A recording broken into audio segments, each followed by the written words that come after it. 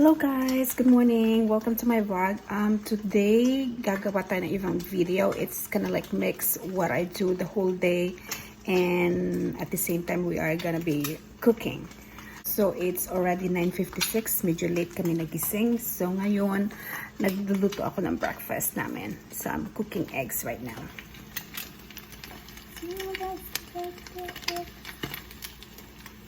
So yes.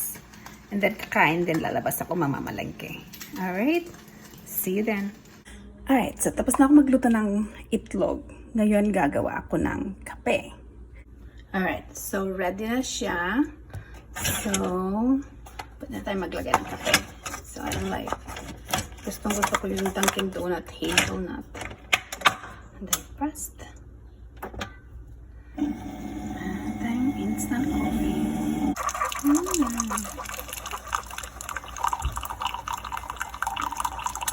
Mabango siya. Alright, so I use this Coffee Mate also hazelnut flavor again para sa aking coffee. I'll mix it. There you go. And as I said on my previous vlog before, that I like cinnamon on my coffee. There you go, my cinnamon.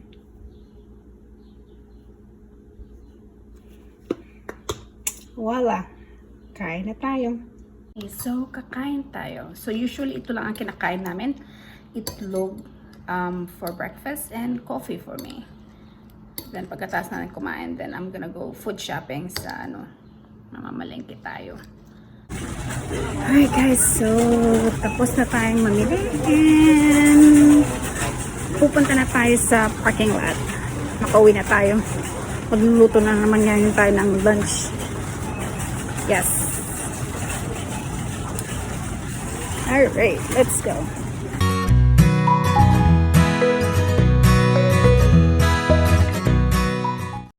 Alright, so habang sila ay kumakain, we are going to make pandesal. So lahat ng ang aking mga pinsan, nanonood sila, hinihintay nila kung paano ko lutuin yung aking classic pandesal with cheese.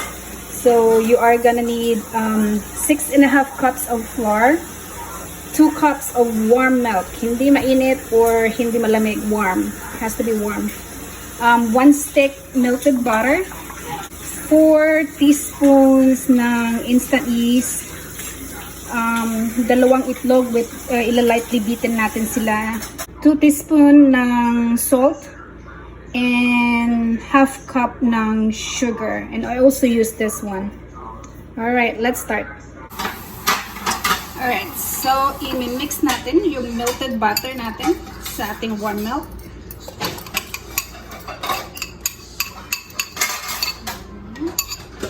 Then yung ating itlog.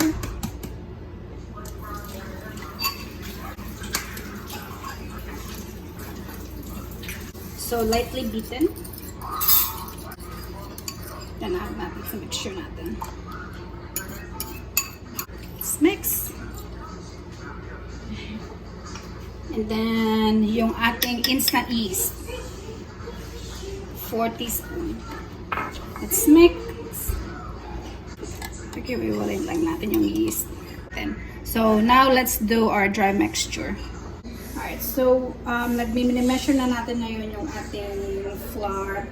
So dapat eksakto siya. So this is like 2 cups already. 3, 4, 5, 6, and we'll get the measuring cup for the half cup. Okay. So 6.5 cups of flour. So haluin natin para mag-form siya na parang dough.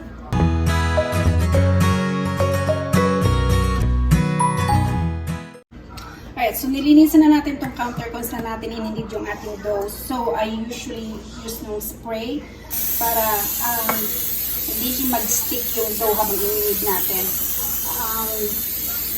I find it dun sa una kong vlog na about sa cheese pandesal ko, pag the more you put flour, nagiging matigas yung pandesal. Next thing you know, hindi na siya soft afterwards. So I use this dough. So, let's spray this in kasi babalik natin yung dough natin dito after we need. So, gagamitin ko muna isang kamay kasi magiging sticky siya and we have to keep i-spray natin siya. So, mix lang natin again for at least like 8-10 minutes. Just mix muna natin gamit ng aking isang kamay. Knead lang natin. Keep kneading. If it gets more really sticky, i-add lang ulit natin ng more of the cream spray. So if you nakikita nyo yung dough, it's becoming like elastic siya. Then, pwede na siyang ilagay sa ating oily na bowl. See how soft yung ating dough. Right? Soft siya. Right, so lagay natin siya sa ating bowl na in-spray natin ng oil. So, then spray more oil sa taas.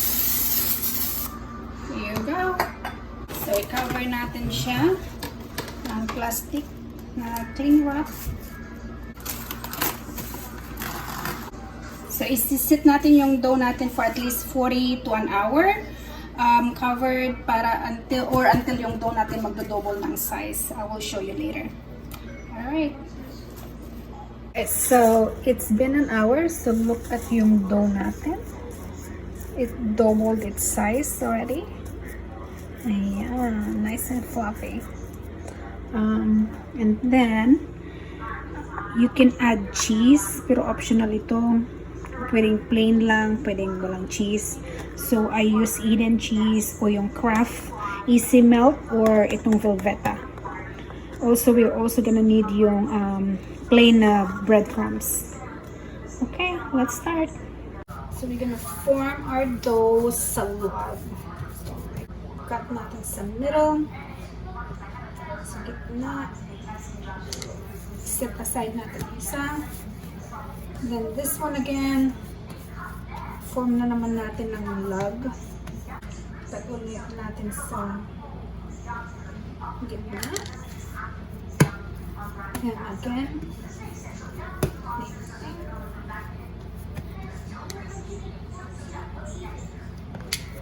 Okay. Cut natin.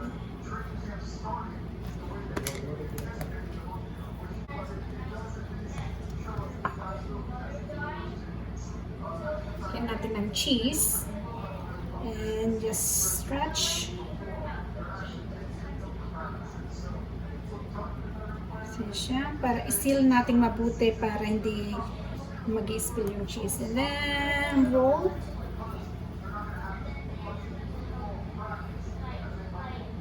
Ilagay natin sa breadcrumbs.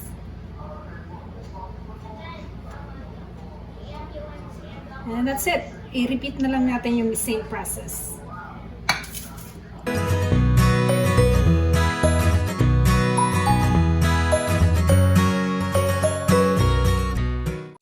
So, tapos ko na siyang i-roll yung pandesal natin.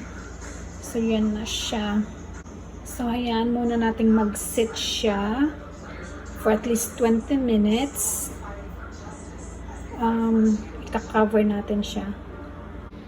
So, yan siya. So, kinover ko siya ng cloth for 20 minutes. And habang hinihintay natin, i-preheat na natin yung ating oven ng 350 degrees. 350. There you go. Ayan. So, after 20 minutes, ayan, nag-double ulit yung size ng ating pandesal. Ready na siyang ilagay sa oven. So, ayan siya. So, i-bake natin siya. 350 degrees.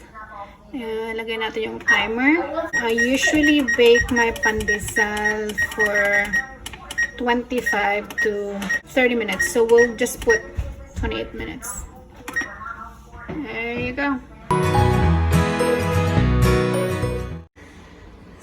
Ayan na siya. Luto ng ating pandesal. It took me like 30 minutes sa oven at high 350 degrees. Ngayon, luto na siya. Smells really good. So, tignan natin. Ah, it's hot. Nice. Look at that.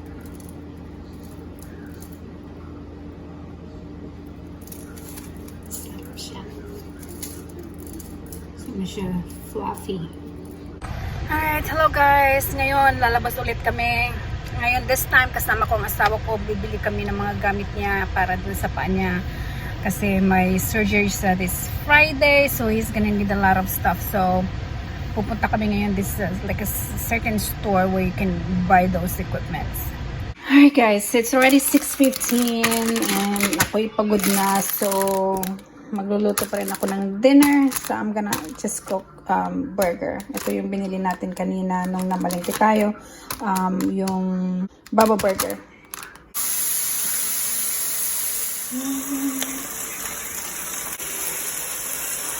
Ayan, may cheese na siya. Ito ng bun natin is may ketchup na. Lagyan na lang natin ng mayonnaise. Sarap yan. Yan ang dinner namin. Burger. Okay guys, it's already like 9 p.m. na ng gabi. I'm tired. So I just showered. Now matutulog na ako. Alright, good night everyone.